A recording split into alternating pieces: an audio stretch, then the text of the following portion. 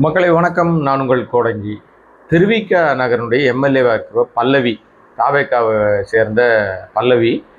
அந்த பல்லவிக்கும் சென்னை மேயர் பிரியா அவர்களுக்கும் ஏற்பட்ட அந்த பஞ்சாயத்து நீங்கள் பார்த்துருப்பீங்க.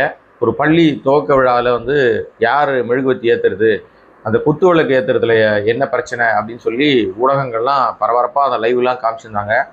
அப்புறம் மேயர் பிரியா, அதாவது என்ன, அந்த நிகழ்ச்சியில் இவங்களுக்கு குத்து விளக்கு ஏற்றுறதுக்கு கொடுக்கல, மெழுகுவத்தி கையில் கொடுக்கலன்னொடனே கோச்சிக்கிட்டு பல்லவி வெளியே போயிட்டாங்க. அந்த பல்லவி அவர் தேர்தல் நேரத்திலேயே பயங்கரமாக பொய் பரப்பின ஒரு கேரக்டர் அவங்க. இப்போ அதில் தான் மாட்டியிருக்காங்க. அந்த பொய் பரப்பி தான் சிக்கியிருக்காங்க. அது என்ன நான் சொல்கிறேன் பின்னாடி. அந்த நிகழ்வுலேயே அவங்க ஒரு நடைமுறை இருக்குது, ஒரு மரபு இருக்குது, புரோட்டோக்கால் இருக்குதுன்னு சொல்லி மேயர் ஒரு விஷயத்த சொல்கிறாங்க. என்னென்னா, எந்த ஒரு நிகழ்ச்சியாக இருந்தாலும் மேயர் முதல்ல குத்துவிளக்கு ஏற்றுவாங்க. அடுத்தது அந்த நகராட்சியினுடைய அந்த மாநகராட்சியினுடைய மேயர் இருக்கிறவங்க ஏற்றின உடனே கமிஷனர் ஐஏஎஸ் ரேங்க்ல தான் இருப்பாங்க. அவர்கள் அடுத்ததாக குத்துவிளக்கு ஏற்றுவாங்க. மக்கள் பிரதிநிதிக்கு அங்கே பெரும்பாலும் வேலை கிடையாது. ஆக்சுவலாக எம்எல்ஏக்கு அங்கே கட்டாயம் குத்துவிளக்கத்தை நீ கொடுக்கணுன்றலாம் சட்டம்லாம் ஒன்றும் கிடையாது. அவர்களுக்கு அங்கே அறையே கிடையாது. அது நடைமுறையில் எங்கேயுமே இல்லை, சட்டமும் கிடையாது அது. ஏன்னா நமக்கு தெரிஞ்ச நிறைய மேயர்களோட பழகிருக்கும், நிறைய எம்எல்ஏக்களோட பழகிருக்கும், நிறைய அமைச்சர்களோட பழகிருக்கும். அதனால் நமக்கு அது ஒரு தார்மீக அடிப்படையில் அவங்க ஒரு சரி எம்எல்ஏ, இந்த தொகுதியினுடைய எம்எல்ஏ வராங்க, அவங்களுக்கு மரியாதை செலுத்துவோம்ன்றது எம்எல்ஏக்கள் அழைச்சி விழா நடத்துவாங்களே தவிர அவங்களுக்கு கட்டாயம் அவங்கள இல்லாமல் அதை பண்ணக்கூடாதெல்லாம் எதுவும் கிடையாது. ஆனால் இவங்க புதுசு இல்லை, புதுசாக எம்எல்ஏ ஆகிட்டாங்க. திடீர்னு அகஸ்மாத்தா இந்த மூஞ்சிக்கெல்லாம் எப்படி ஓட்டு போடுவாங்கன்னு அவங்களே நினச்சி விஜய் மூஞ்சி தான் வச்சுக்கினே எங்கே போனாலும் போனாங்க. இப்போ ஓட்டும் போட்டாங்க. அவங்க ஒரு அரசியல்வாதி மாதிரியே இல்லை, இந்த ஃபேஷன் காம்படிஷனுக்கு போகிற மாதிரி தான் இருக்கிறாங்க அவங்க. இப்போவும் அப்படி தான் இருக்கிறாங்க. இப்போ பார்த்தீங்கன்னா அவங்களுடைய அந்த தாவேக்கா எம்எல்ஏ அலுவலகம்ன்றது யார் வேணாலும் பொதுமக்கள் அங்கே குறைகளை சொல்கிறது, கோரிக்கை மனுக்களை கொடுக்குற இடம். அங்கே இவங்க குடும்ப விழா நடத்தினுக்கிறாங்க. இவங்க தேர்தல் நேரத்தில் மாசமாக இருந்தாங்க, அப்புறம் குழந்தை பிறந்துருச்சு. இப்போ அந்த பிறந்த குழந்தையோட தான் பதவி ஏற்றுக்கலாம் போனாங்க. அதெல்லாம் ரைட், ஓகே. இப்போ அந்த குழந்தைய எம்எல்ஏ அலுவலகத்துக்கு கூட்டின்னு வந்துட்டாங்க, அதுவும் தப்பு இல்லை. ஆனால் அதை வச்சு ரீல்ஸ் போடுறாங்க பாருங்க, அதை தொட்டியில் போட்டு ஆட்டுற மாதிரி. அதான் இதுதான் மன்னராட்சி. இப்போ இதுக்கு தாவேக்கா எங்கே மூஞ்சி போய் வச்சுக்கோ?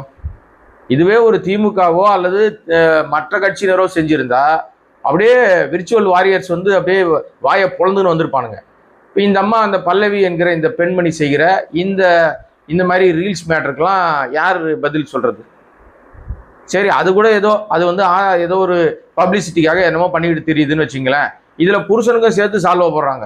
பொண்டாட்டியும் புருஷனையும் பக்கத்தில் வச்சுட்டு, சாரி எம்எல்ஏன்னா அது பல்லவி தான், புருஷனுக்கு அங்கே என்ன வேலை? இன்னைக்கு பெரும்பாலும் அப்படிதான். எம்எல்ஏவா இப்போ பெண்மணி எம்எல்ஏ வந்தாங்கன்னா அவங்க புருஷன் தான் எம்எல்ஏ மாதிரி சுற்றிட்டு திரிவார். பல பஞ்சாயத்துகளில் தலைவராகவே அவங்க தான் இருப்பாங்க. இவங்க வீட்டில் சமைச்சிட்டு இருப்பாங்க, அவர் போய் கூட்டத்தை அட்டன் பண்ணிட்டு இருப்பார். தலைவரே இருந்தால் அவங்கள கூடுவாங்க. ஆணாதிக்கம் மிகுந்த ஒரு விஷயம் தான் எல்லா இடங்களையும் போகும். அதனால இது ஒரு பெரிய விஷயமா நீங்கள் யாரும் பார்க்க வேணாம்னு சொன்னாலும் இது தப்பு தான். இது கூட பிரச்சனை இல்லை. இதெல்லாம் அங்கே கூத்து நடந்துகிட்டு இருக்கு. இந்த கூத்து ஒரு பக்கம் நடந்துகிட்டு இருக்காரு, மேயர் ஒரு பக்கம் சொல்றாங்க, இந்த அம்மா ஒரு பக்கம் பேட்டி கொடுக்குது. இந்த அம்மா ஒரு தனியார் யூடியூப் சேனலுக்கு கொடுத்த பேட்டி, பல்லவி தனியார் யூடியூப் சேனலுக்கு கொடுத்த பேட்டி தான் பஞ்சாயத்தை கிளப்பி இருக்கிறது. இப்போது இது இடையில சமூக ஊடகங்களில், சோசியல் மீடியா, இன்ஸ்டாகிராமு, எக்ஸ் தளம், ஃபேஸ்புக், இதிலெல்லாம் பார்த்தீங்கன்னா திமுகவை கடுமையாக சாடி பொய் பரப்பி பொய்யான விஷயங்களை சொல்லி எல்லா பழியும் திமுக மேலேயே போட்டுக்கிட்டு இருக்கிற இந்த தாவேக்கா தற்குறி கும்பலுக்கு பதிலடி கொடுக்குற விதமாக இவ்வளவு காலமாக திமுக எதிர்வினை ஆற்றவே இல்லை. அதுதான் அவங்க தோல்விக்கே காரணம். இப்போ என்ன பண்ணாங்கன்னா, தோத்துட்ட பிறகு இறங்கி அடிக்க ஆரம்பிச்சிருக்காங்க. இதை முன்னாடியே செஞ்சிருக்கணும். இப்போ எவெல்லாம் திமுக மீது அவதூறு பரப்புறான் அல்லது இந்த அரசாங்கத்தின் மீது உண்மையான விஷயத்தை யாரெல்லாம் சொல்றாங்களோ அவங்களுக்கு இணையத்தில் ஏதாவது இடையூறுகள் வந்தாலோ, அல்ல தாவேக்காவால் மிரட்டல் வந்தாலோ, இல்லை தாவேக்கா காவல்துறை ஏதாவது அழுத்தம் கொடுத்து அவங்க முடக்க நினைத்தாலோ அவர்களுக்கு சட்ட ரீதியாக உதவிகளை திமுக செய்யும்னு லீகல் விங்கிலேருந்து சொல்லியிருக்காங்க. ஆர்எஸ் பாரதியும் என்ஆர் இளங்கோவும் ஒரு பேட்டி 2 நாளைக்கு 3 நாளைக்கு முன்னாடி கொடுத்தாங்க. இன்றைக்கு என்னன்னா, எந்தெந்த மாவட்டங்களில் யார் யாரை தொடர்பு கொள்ளணும்னு ஒரு பெரிய பட்டியல் போட்டாங்க. அவருடைய தொலைபேசி எண், இமெயில் அட்ரஸ் எல்லாம் கொடுத்துட்டாங்க. ஒருவேளை இந்த மாதிரி சோசியல் மீடியாவில் பேசுகிற தாவேக்கா அரசாங்கத்தினுடைய தவறுகளை சுட்டி காட்டுகிற, தாவேக்கா தற்குறி கும்பலோட அட்டகாசத்தெல்லாம் சொல்லுகிற, அவருடைய அட்ராசிட்டியை பேசுகிற எந்த சமூக வலைதள ஊடகங்களுக்கு இந்த காவல்துறையாலோ தாவேகாவினாராலோ விர்ச்சுவல் வாரியர்ஸ்னாலோ அவதூறுகள் பரப்பப்பட்டாலோ முடக்கப்பட்டாலோ அவர்கள் மீது லீகல் ஆக்ஷன் எடுத்து பொய் புகார்கள் கொடுக்கப்பட்டாலோ அதை சட்டப்படி எதிர்கொள்வதற்கு திமுக உங்களுக்கு உதவி செய்ய தயாராக இருக்குன்னு சொல்லியிருக்காங்க. அதனால உண்மைகளை சொல்லுகிறவங்களுக்கு கவலை கிடையாது. என்னைக்குமே நேர்மையா பேசுறவங்களுக்கு எப்பவுமே யாரும் தேவையும் வேணாங்க. அது திமுகவும் வேணாம், அதிமுக யாரும் தேவையில்லை. நேர்மையா பேசினீங்கன்னா உங்களுடைய விஷயங்களை நீங்களே பேசலாம். அவதூறுன்றது வந்து தனிப்பட்ட தாக்குதல் பண்ணக்கூடாது. அது யார் பண்ணாலும் அது தப்பு தான். அதற்கெல்லாம் சட்டப்படி யாரும் சப்போர்ட்லாம் பண்ண மாட்டாங்க. ஸோ இந்த வகையில் இவர் லீகல் விங்கிக்கான ஒரு எண்கள்லாம் அறிவிக்கப்பட்டிருக்கு. சென்னையில் யார் யார், திருச்சியில் யார், காஞ்சிபுரத்தில் யார், செங்கல்பட்டில் யார், மதுரையில் யார், திருவண்ணாமலை யாருன்னு ஒரு பெரிய பட்டியல் வந்து வழங்கப்பட்டிருக்கிறது தொலைபேசி எண்ணோடு. இப்போ விஷயத்துக்கு வரேன். இதுக்கு இடையில இது ஒரு பக்கம் நடந்துகிட்டு இருக்கும்போது இப்போ ஜென்சி மீட்லாம் நடக்கிறாங்க. இன்னைக்கு கோயம்புத்தூரில் கூட்டம் போட்டிருக்காங்க, ஏற்கனவே அறிவாலயத்தில் கூட்டம் போட்டாங்க, இப்போ வந்து இங்கே கூட்டம் போட்டிருக்காங்க. எங்கன்னா கோயம்புத்தூரில் வந்து திமுகவுடைய ஜென்சி டீம் இன்னைக்கு ஒரு மீட்டிங்கை போட்டிருக்காங்க. இது தாவேகாக்கும் விஜய்க்கும் ஒரு பெரிய நெருக்கடியை உண்டாகிட்டே இருக்குது. ஏன்னா இவ்வளோ காலம் அதுக்குள்ளே அவங்க வரல. அவங்க ப்ராப்பராக வந்து ஒரு மீட்டிங் போட்டு ஒழுங்காக மீட்டிங் நடத்தி இளைஞர்களை கூட்டி எல்லாரையுமே கரெக்டாக பண்ணாங்க. ஆனால் அந்த வந்த இளைஞர்கள் அவங்க வீட்டில் வந்து நீங்கள் திமுகவுக்கு ஓட்டு போடுங்க, உதயசூரனுக்கு ஓட்டு போடுங்க, நம்ம கூட்டணி கட்சிக்கு ஓட்டு போடுங்கன்னு சொல்ல மறந்துட்டாங்க. அந்த இடத்தை தாவேகா விஜய் என்கிற கவர்ச்சி அலை பிடிச்சின்னு போயிடுச்சு. பொய் சொன்னதை நம்பிட்டாங்க ஜனங்க. ஏன்னா நீங்கள் வந்து உண்மை ஊர் சுற்றி வருவதற்குள் பொய் உலகம் சுற்றி வந்துடும்.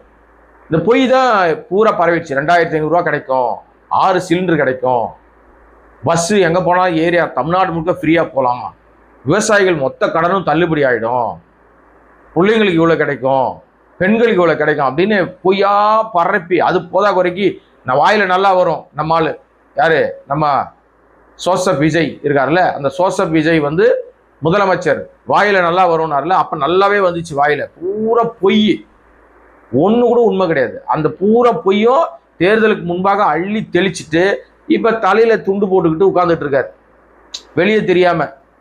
ஏன்னா அப்போ மேடையில் அந்த பஸ் மேலே ஏறினா தான் பஸ்ஸு தான் அவருக்கு எனர்ஜி ட்ரிக்கு. அங்கே வந்தால் தான் 10 பக்கத்துக்கு எழுதி கொடுத்துருப்பாங்க, மக்கப் பண்ணி அப்படியே பயங்கரமாக கரண கூடுறமாக பேச முடியும். அந்த மூஞ்சி பார்க்க சகிக்காது. இப்போ அதே மூஞ்சி மறைச்சிக்கிட்டு உட்காந்துக்கிட்டு வேற வேற ஆளுங்களை பேச விட்டுன்னு இருக்காரு. அவர் பேசுறதில்ல எங்கேயுமே.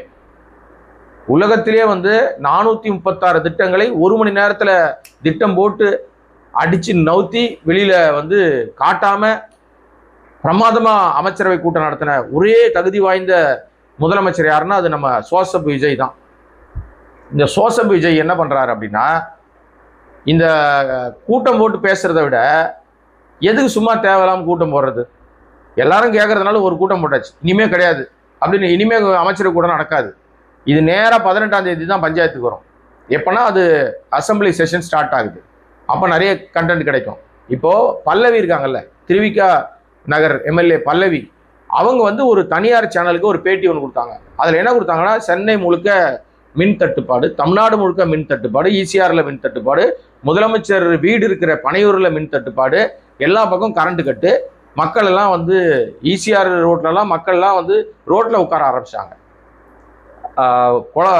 கொளத்தூரில் மின் தட்டுப்பாடு, இந்த நம்ம சோசப் விஜயோட தொகுதியாக இருக்கிற பெரம்பூரில் மின் தட்டுப்பாடு, எல்லா பக்கம் மின் தட்டுப்பாடு. இந்த அம்மா வந்து சொல்கிறாங்க, திருவிக்கா நகர் எம்எல்ஏ தாவேகா எம்எல்ஏ பல்லவி சொல்லும் போது, இதற்கு எல்லாத்துக்கும் காரணம் திமுகவுடைய ஆட்கள் எல்லாம் ஈபியில் வேலை செய்கிறாங்க, அவங்கெல்லாம் வேணும்னே வந்து கரண்ட்டை கட் பண்ணி அரசுக்கு கெட்ட பேர் ஏற்படுத்துகிற வேலையை அவங்க ரொம்ப தெளிவாக செய்கிறாங்க அப்படின்னு பேசியது தான் இன்றைக்கு பெரிய சர்ச்சையாக மாறி இருக்கிறது. திமுகவை சேர்ந்த வழக்கறிஞர் பிரிவை சேர்ந்த சரவணன் என்கிறவர் ஒரு வக்கீல் நோட்டீஸ் அனுப்பியிருக்கார். யாருக்குன்னா பல்லவிக்கு. 3 நாள் கெடு, மரியாதையாக நான் பேசுனது தப்புன்னு மன்னிப்பு கேட்டது, அப்படி இல்லைன்னா சட்ட நடவடிக்கை எடுப்பேன், நீ ஆதாரங்களை கொடு. சும்மா பொய் இல்லாமல் பரப்பிக்கிட்டு எல்லாத்துக்கும் திமுக காரணம் தான் கட் பண்ணுறான் அப்படின்லாம் சீன்லாம் இனிமேல் போட முடியாது அப்படின்னு அந்த எம்எல்ஏக்கு பல்லவிக்கு வக்கீல் நோட்டீஸ் அனுப்பியிருக்கிறார் சரவணன்.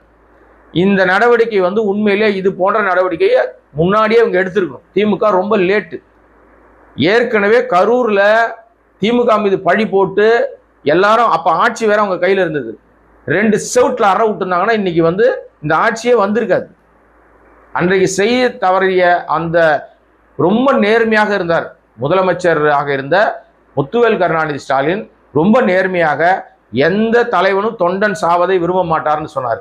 அந்த பன்னாடைக்கு தெரியல யாரு பன்னாடை சொன்னேன் நான் சொன்னேன்னு நீங்க யாரை புரிஞ்சுக்கிட்டாலும் கம்பெனி நிர்வாகம் பொறுப்பல்ல. ஏன்னா யார சொன்னார்னே தெரியல, அவ்வளவு நேர்மையா சொன்னார். யாருமே அப்படிலாம் விரும்ப மாட்டாங்க அப்படின்னு.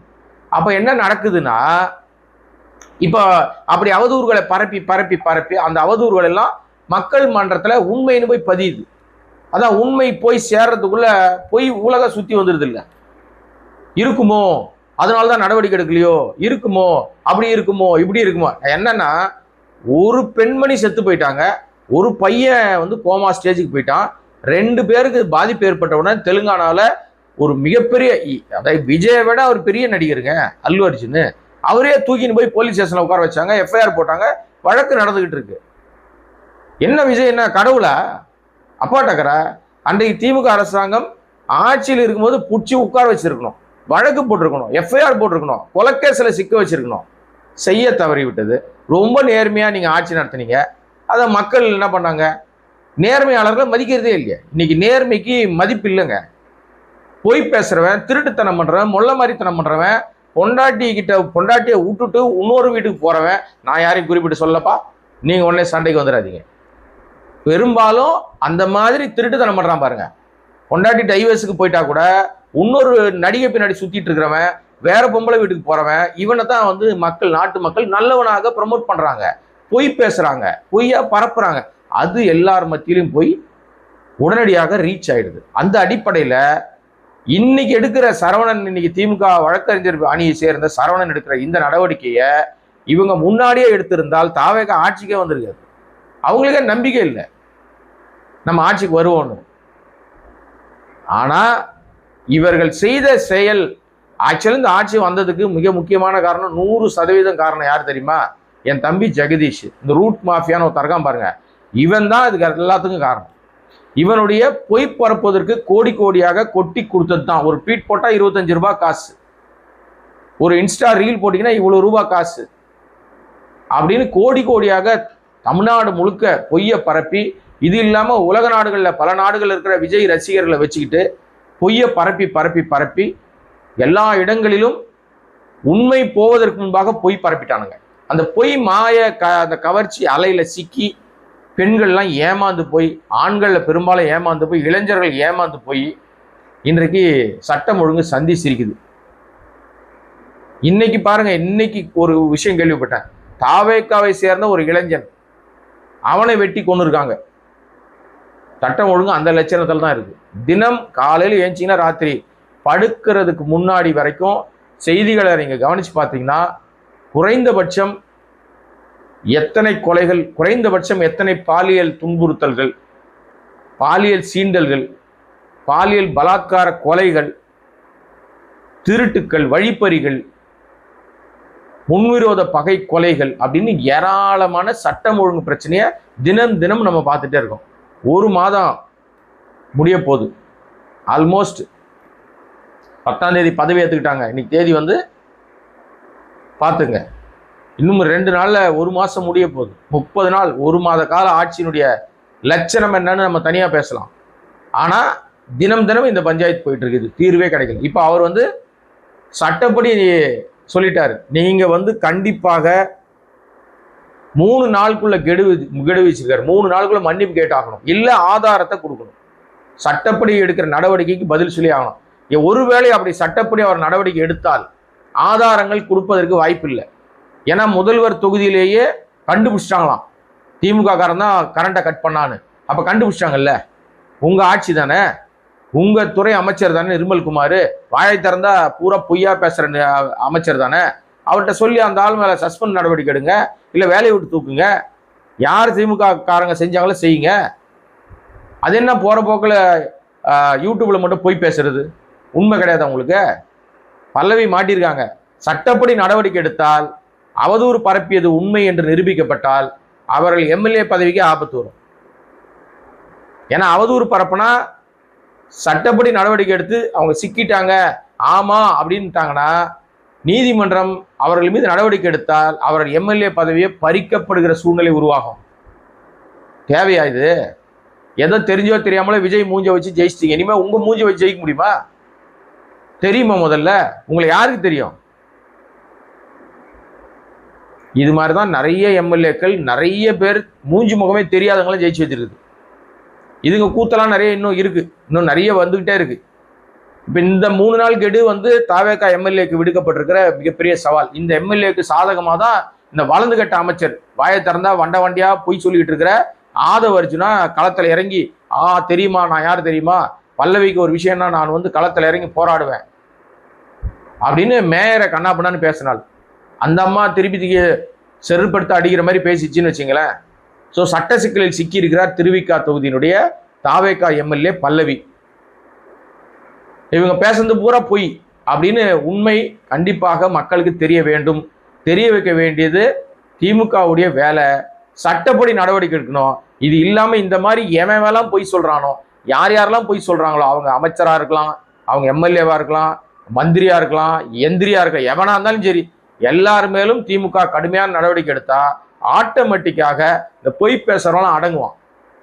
பொய் பரப்புறான் பாருங்க, ஏதோ பெரிய பாலாரம் தேனாரம் ஓடுதுன்னு ஏத்தி விடுறானுங்க. இவனுங்க எல்லாருக்கும் திமுக எடுக்கிற லீகல் விங் கரெக்டா ஒரு நடவடிக்கை எடுத்தே ஆக வேண்டிய கட்டாயத்தில் இருக்கு.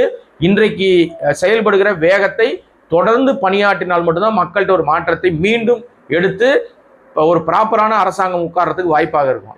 இந்த அரசாங்கம் கஷ்டம்தான். இது பூரா டம்மி அரசாங்கம், சோபா மாடல் அரசாங்கம், பொம்மை முதல்வர் தான் உட்கார்ந்துருக்காரு. சீக்கிரமாக இவர் நாட்களை எண்ணிக்கொண்டிருக்கிறார். திமுக வேற சட்ட நடவடிக்கை எடுக்கிறாங்க. அதிமுகவுடைய ஐடி விங் உங்களை தீர்த்து கட்ட போற சக்தி எது தெரியுமா, அது அதிமுக அப்படின்னு சொல்லி படுபயங்கரமான ஒரு கோரமான விஷயத்த சொல்லி வச்சிருக்கு. விஜயை மிரட்டி வச்சிருக்காங்க. விஜய்க்கு மிரட்டல் விடுத்திருக்கிறது அதிமுக, அப்படி கூட எடுத்துக்கலாம் நம்ம. ஸோ எனிவே, இந்த செய்தியை பார்த்து கொண்டிருக்கிற அன்பு நண்பர்களே, கோடை வாய்ஸ் சேனலை சப்ஸ்கிரைப் பண்ணி பாருங்க. இன்னும் பல விஷயங்கள் பேசலாம். நன்றி, வணக்கம்.